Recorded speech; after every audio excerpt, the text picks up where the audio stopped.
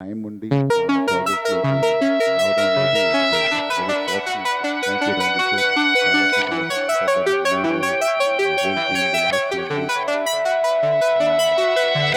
Charani ni umwe mu bakinnyi b'amafilime bakomeye cyane mu Buhinde bakora mu rurimi rwa Telugu muri Hollywood.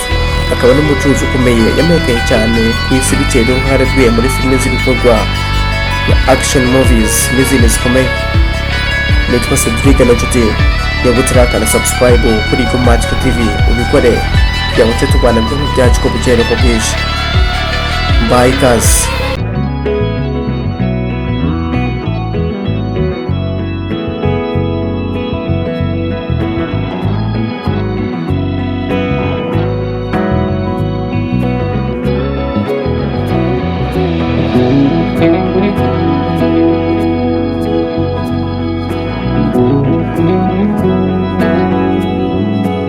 Yavutse ku itariki 27 Werurwe mu 1985 i Madarasi uri muri Chennai mu Buhinde.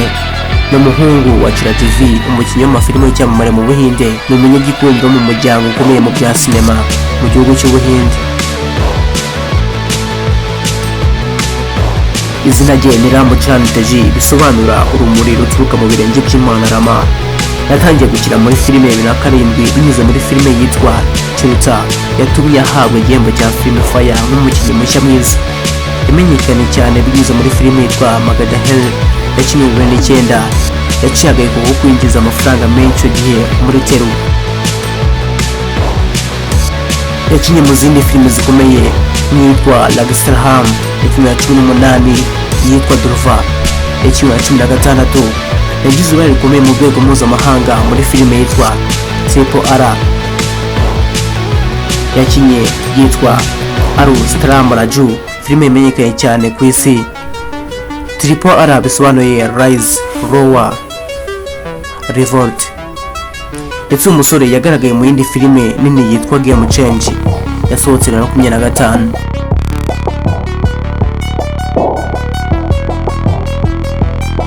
Yashakanye n'umukobwa yitwa Sana Kamineni mu mwaka wa 12, bakaba bafitanye umwana w'umukobwa wavutse muri Kamena 2023. Charani ni umwe mu bakinnyi bahembwa amafaranga menshi mu Buhinde, akaba ku rutonde rwa Forbes India's Celebrity 100 kuva mu mwaka wa 2013.